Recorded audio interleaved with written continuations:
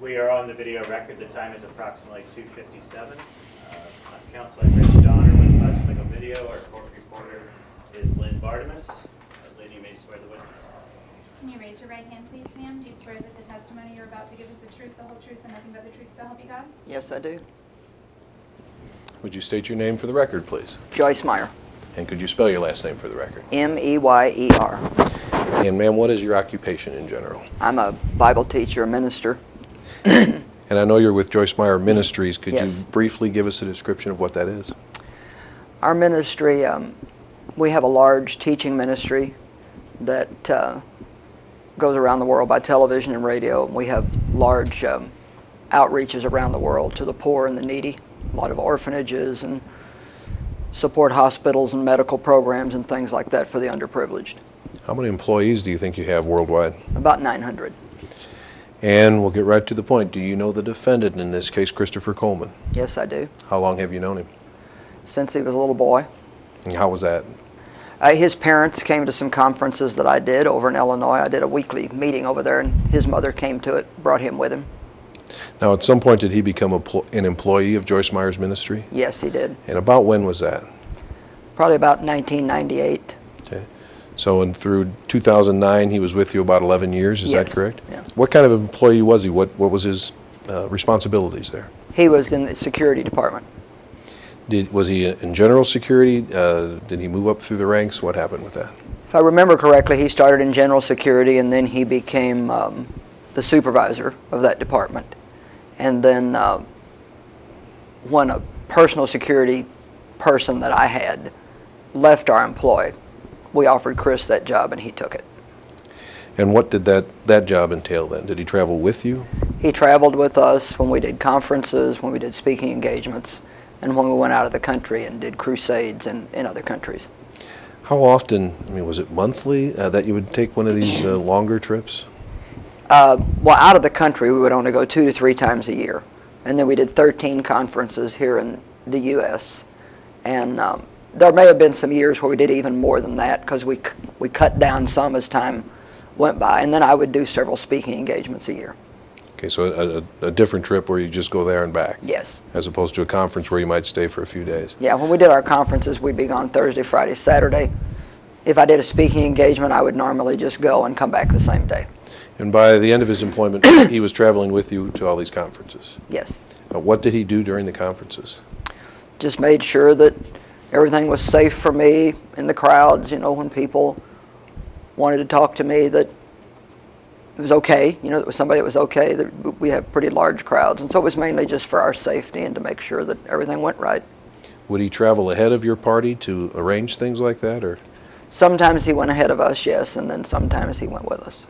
And by 2009, at the end of his employment, do you know how much he was making? $100,000. Did he have a company laptop computer? Yes. Did he carry it with him? Yes. Is this something that you saw with him when you made these trips, for example? Yes. He seemed to always have it with him? Yeah, he carried his computer. Okay. Did you ever see anybody else use that computer other than the defendant? No. Okay, May 6th, 2009, this is the day after Sheri and her sons were murdered. Did you speak to the police that day? Yes.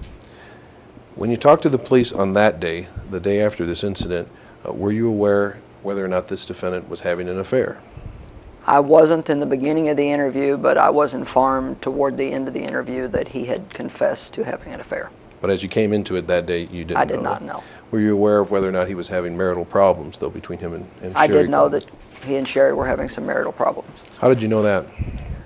Well, she had called our office and talked to... I'm gonna object, as it calls for hearsay, unless she spoke directly with this witness. Okay. Did you speak with Sheri Coleman? No. Okay. How were you aware that they were having marital problems? She talked to my son, Daniel. And did he relate that to you? He told me so I could talk to Chris about it. And did you, in fact, talk to the defendant about the situation? I did. And just generally, what was that conversation?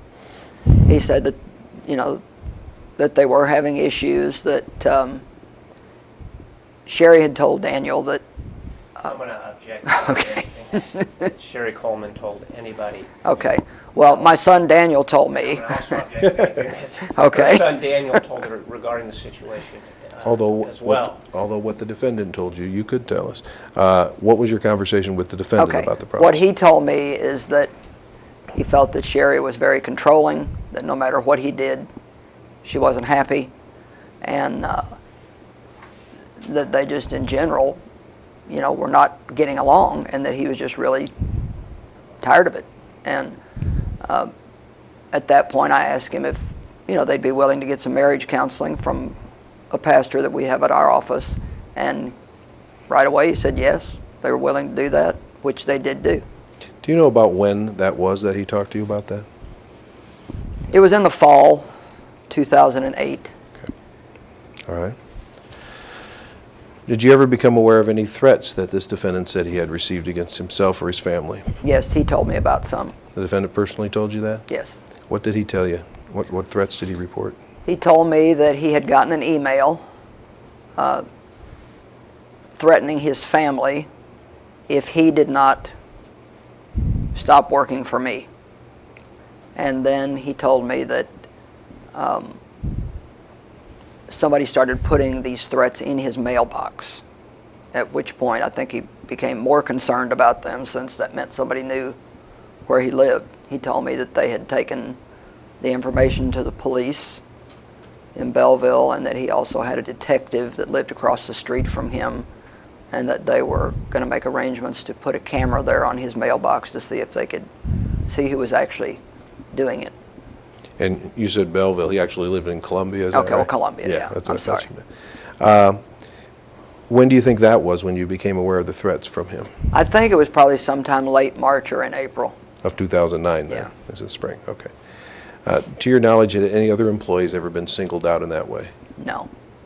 Did you have other employees that provided security as this defendant did? One other one, yes. And there wasn't any threats or anything to that person? No. Okay, this was all from a conversation you had with police on May the 6th, but on May the 12th, did you again ask to talk to the police? Yes. Why did you do that? About a month prior to the beginning of May, say during the month of April, I just felt like I was just noticing that he wasn't as attentive to his duties. He was forgetting things that were just not normally him, and just in general not quite as engaged. I noticed a personal cell phone in his car one day that was being charged up, and I asked him about that because I'd never seen him with it, because he had a ministry phone. That was what he carried all the time. And he just said it was a personal cell phone, and I started asking other questions, and then I just thought, it's really none of my business if he has a personal cell phone, so I let that go. And Did he, during that period of time, ever call in sick for work? on May the 4th, he called and told me that he wasn't feeling good and asked if he could take the day off. May the 4th, 2009. Right. Was that unusual for the defendant? Yes. He was. I mean, he worked for us 11 years, so I can't swear that he never took a day off, but I didn't remember him ever calling me and saying that he didn't feel good and wanted to take off. He was just always there. And how were you informed on May the 4th, 2009 that he wasn't coming to work that day? He called me in the morning and asked me if he could take the day off. Okay. Is there anything else? Did the defendant go on a trip with you during that period of time to the state of Florida? Yes. Was there anything about that trip, again, something you observed directly of the defendant, that caused you now to be suspicious? Well, he stayed there.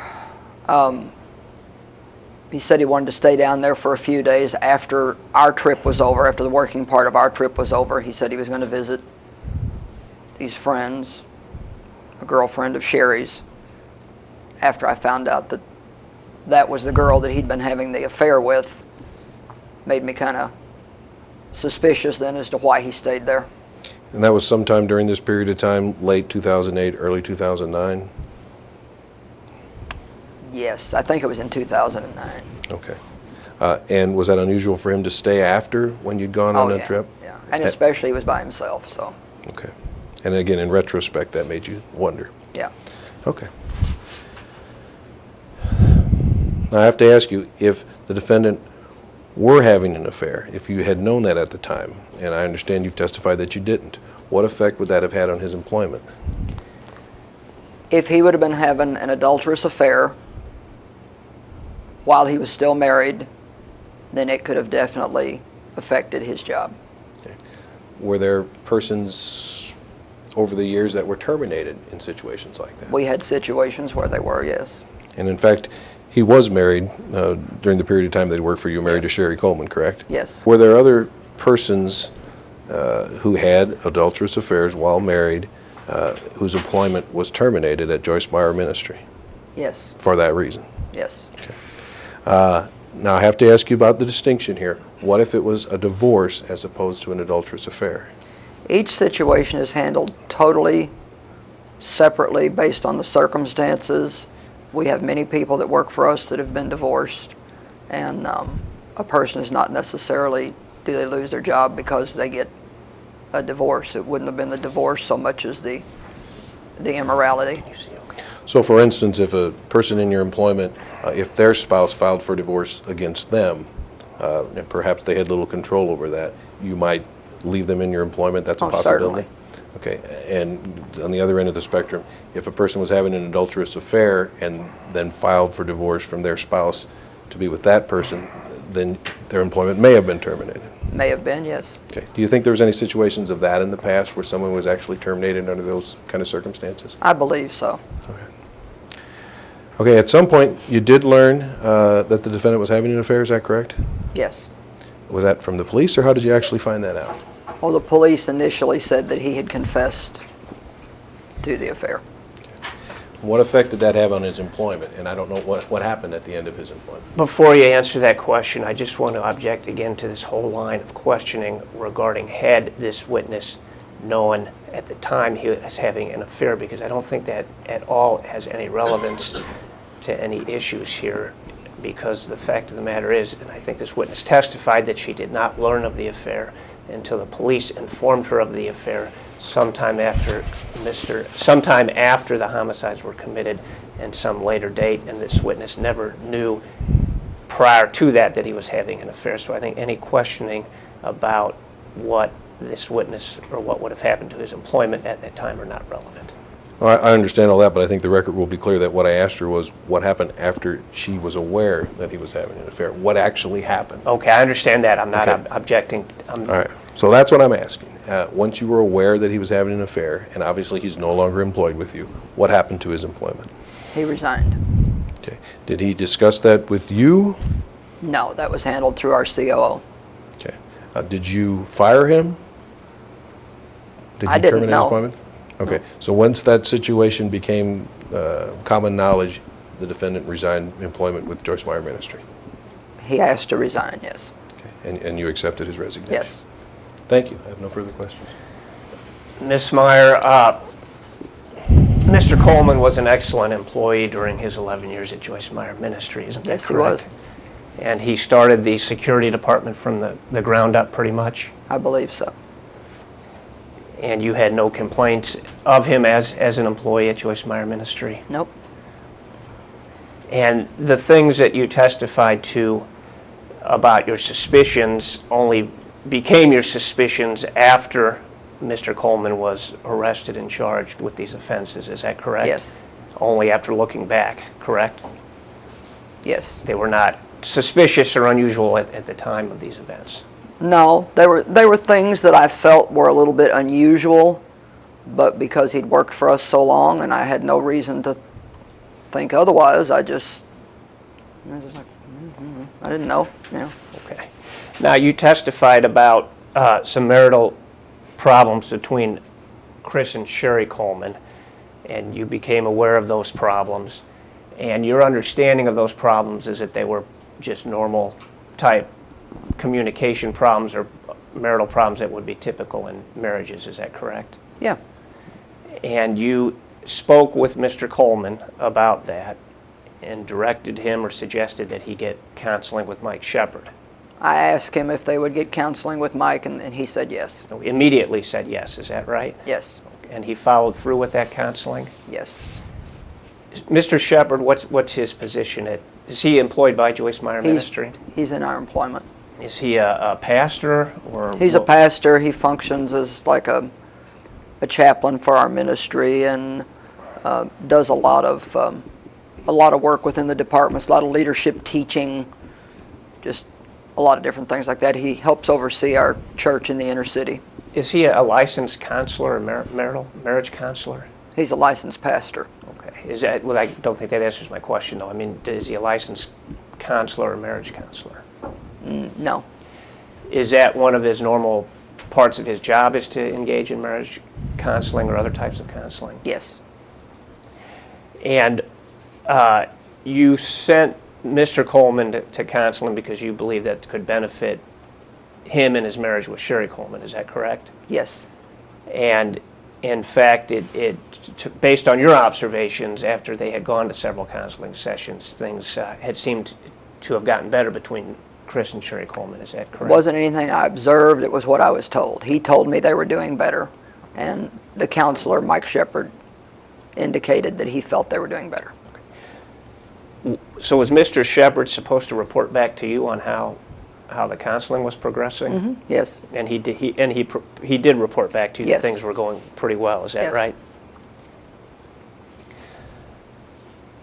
And I think you testified before that, or earlier, that Sheri Coleman never contacted you directly No, she about did these not. marital problems. Is that correct? Yes.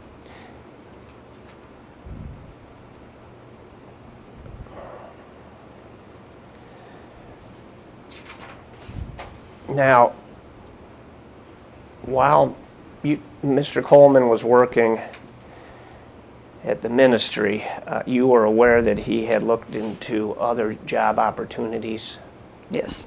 and one of those opportunities included starting his own business. Is that right? Yes. And at some point, did he ever, to your knowledge, did he ever make any attempts to leave the ministry's employment? No. Not to your knowledge. No. Okay. Did he ever express any concerns to you about spending more time with his wife or his family, or taking more time off? No. What was your general attitude, would you say, as far as Mr. Coleman being able to take time off and spend with his family? I mean, obviously he had a pretty hectic travel schedule based on what you testified to earlier. He did, but he also got sufficient comp time, and he was allowed to make his own schedule. I even encouraged him to take more time off than what he did, and suggested to him that he spend more time with Sheri during the weekdays when he was home.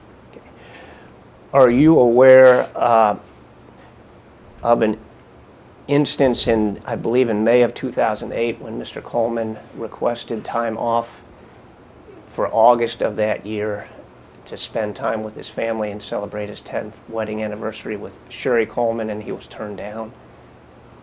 Yes. And there was a out of overseas trip, I guess, scheduled in August. An overseas trip, which were very important for us, and probably, as far as needing security, some of the most important ones. Okay. And so, And Mr. Coleman requested to miss that trip and have one of the other security people go instead of him. Is that correct? I don't think there was another security person that could have went instead of him. He was pretty much it as far as that level of security, but we asked him if he could take the weekend before or the weekend after.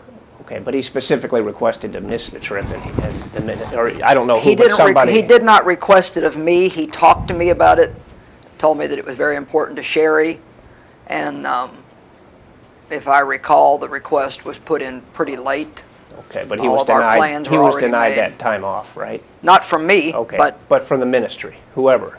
yeah, I guess. Right. If you say he was, and Right. he was. Well, I mean, I didn't handle those things, so I don't really know. now you testified that divorce is not an automatic grounds for dismissal from employment at Joyce Meyer Ministry. That's correct. And in fact, I think you also testified that several people who have worked at the ministry have been divorced. Yes. And did not lose their employment. Right.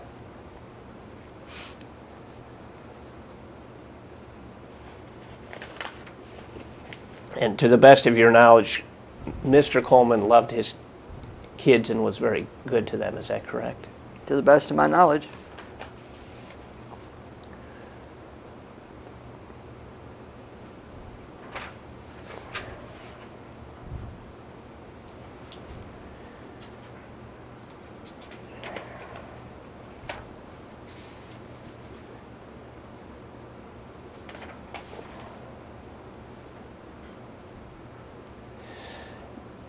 Now, as far as Mr. Coleman taking sick days, you testified that that was the only time he ever called you directly to say he wasn't coming in that day. Is that right?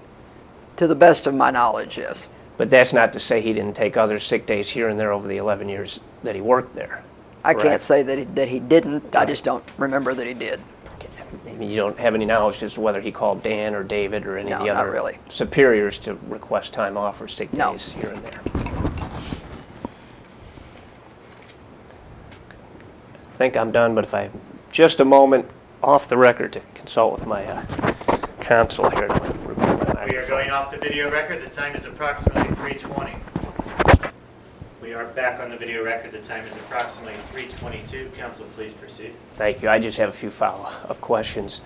Ms. Meyer, are you aware of a conference in Houston that Mr. Coleman did not attend because he was ill?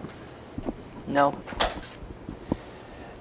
With respect to, let me ask you this way. Was Mr. Coleman in charge of his own schedule? Yes. Okay. And so do you have any knowledge as to whether he would change his schedule, have other people cover for him for certain things or on certain days, things like that? Well, as far as his duties with me, I would have been aware of any change if it was something he was supposed to do with me, but if it was a day when he was doing office business pertaining to security, I wouldn't have necessarily had any awareness of that. Okay. And did he deal with you directly on a lot of business items, or did he deal with other people in the ministry on scheduling, Other people more than me. Okay. I don't have anything further. There's only one issue I'd like to ask you just a couple of questions about. You've been asked about an August '08 trip when the defendant requested not to have to go on the trip. You recall what I'm talking about? Mm-hmm. Were there any other trips like that, any other instances when he requested to not go but was denied that request? No. And when you denied the request, or when somebody, Joyce Meyer, denied it, was comp time, were different weekends made available to him around the same time? Oh, yes. And is that the only trip that you can recall when the defendant made such a request and it wasn't granted? Yes. Did you speak with the defendant about the amount of time he was spending in your employment, in his duties? Did you advise the defendant to spend less time, to spend more time at home? I encouraged him. He was a very hard worker, and I encouraged him to take more time off, more time to be with his family. Okay. Thank you. No further questions. I'm good, thanks. We are going off the video record. The time is approximately 3:24, and the deposition lasted approximately 25 minutes.